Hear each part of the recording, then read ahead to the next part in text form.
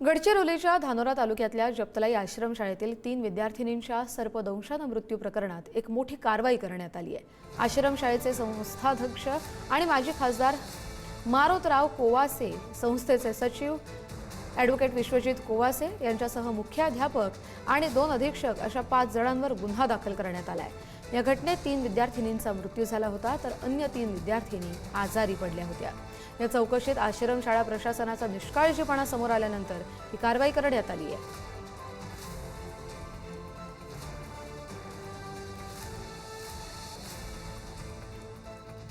2 दिवसांपूर्वी जपतलाई आश्रमशाळेत 3 विद्यार्थिनींना सर्पदंश झाला, ज्यात त्यांचा मृत्यू झाला, तर आणखी 3 जण अजूनही उपचार घेत आहेत आणि त्यानंतरच आता माजी खासदार मारोतराव कोवासे यांच्यावर गुन्हा नोंद करण्यात आला आहे।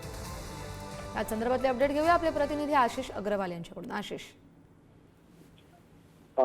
कस्तुरी, नक्कीच गडचिरोली जिल्ह्याच्या धानोरा तालुक्यातील जपतली येथे अनुदानिक आश्रमशाळेमध्ये अत्यंत धक्कादायक प्रकार घडलेले होते।